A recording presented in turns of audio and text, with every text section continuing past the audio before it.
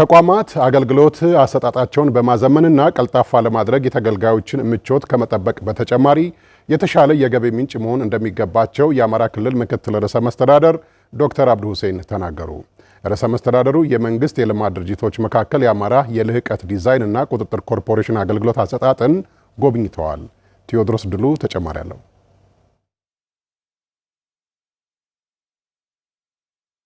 የአማራ ክልል የመንግስት የልማት ድርጅቶች በቴክኖሎጂ የታገዘ ቀልጣፋ አገልግሎት ለማህበረሰቡ እንዲሰጡ በትኩረት እየተሰራ ነው። የድርጅቶች አገልግሎት አሰጣጥ ወጪ ቆጣቢ እንዲሁም ተደራሽ መሆን ይጠበቅበታል። ይህን የሚያረጋግጥ ጉብኝት ከመንግስት የልማት ድርጅቶች መካከል በልህቀት የዲዛይንና ቁጥጥር ኮርፖሬሽን ተካሂዷል። ጉብኝቱን የተመለከቱት የአማራ ክልል ምክትል ርዕሰ መስተዳደር ዶክተር አብዱ ሁሴን ተቋማት አገልግሎት አሰጣጣቸውን በማዘመንና ቀልጣፋ በማድረግ የተገልጋዮችን ምቾት ከመጠበቅ በተጨማሪ የገቢ ምንጭ መሆን ይገባቸዋል ብለዋል።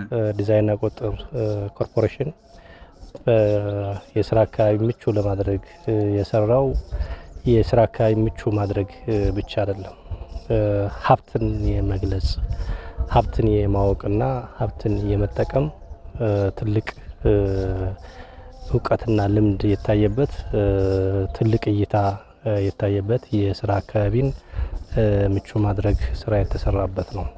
ደረጃቸውን ጠብቀው ለሰው ልጅ ክብር የሚመጥኑ አጠቃላይ ተቋሙ ላለው የስራ ባህሪና ጸባይ እንዲሁም ደረጃ ሊመጥኑ በሚችሉ ደረጃ ከፍ ተደርገው የተሰሩ ስራዎች በመሆናቸው ትምህርት የሚወሰድበት ነው። በልህቀት ዲዛይንና ቁጥጥር ኮርፖሬሽን ያዩት ተሞክሮ ይበል የሚያሰኝና ሌሎች ተቋማትም ልምድ መቅሰም እንዳለባቸው ነው ምክትል ርዕሰ መስተዳደሩ ያስገነዘቡት። የስራ አካባቢን ምቹ ማድረግ እና በስራ አካባቢ ቴክኖሎጂ መጠቀም ላይ የሰራቸውን ስራዎች ሌሎች የመንግስት የልማት ድርጅቶች ስራ አስፈጻሚዎች፣ ዳይሬክተሮች አይተው ልምድ በመውሰድ ወደ የተቋሞቻቸው እንዲያሰፉ ማድረግ የሚያስችል ምልከታ ነው ያደረግነው። ከጉብኝቱ ተሳታፊዎች መካከል በአማራ ብረታ ብረትና ማሽን ቴክኖሎጂ ልማት ኢንተርፕራይዝ በምክትል ዋና ስራ አስፈጻሚ ደረጃ የዋና ስራ አስፈጻሚ ጽህፈት ቤት ኃላፊ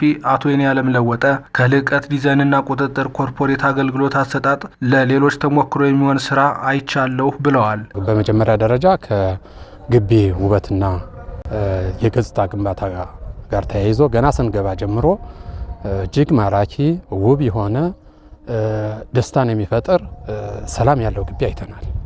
ይህንን ባየንበት እኛ በተደሰትንበት ልክ ሰራተኛው ምን ያህል እንደሚደሰት አይተናል። የቢሮዎች አደረጃጀት የተለወጡበት አግባብ ከዋና ስራ አስፈጻሚ ጀምሮ እስከ ሌላው የስራ ክፍል ያለው አደረጃጀት በጣም በሚያምር ሁኔታና ለስራ የሚያነሳሳ ቦታ አይተናል።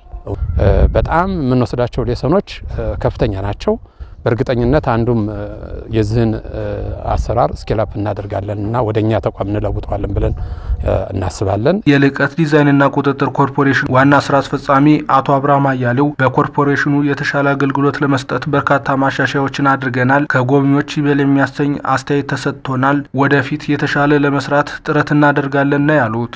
ክልላዊ የሆነውን የተቋም ግንባታ በተለይ ተቋም ከተገነባ የሚፈልገው ውጤት ይመጣልን ስለምናስብ ተቋም መገንባት አለብን የሚል አቋም አለን። እንደ ተቋም በዚህ ደረጃ ያለን የማኔጅመንቱም የአጠቃላይ ሰራተኛውም ተነሳሽነት ጥሩ ነው። ጥሩ ካልቸር እየገነባን ነው ብለን ነው የምናስብ።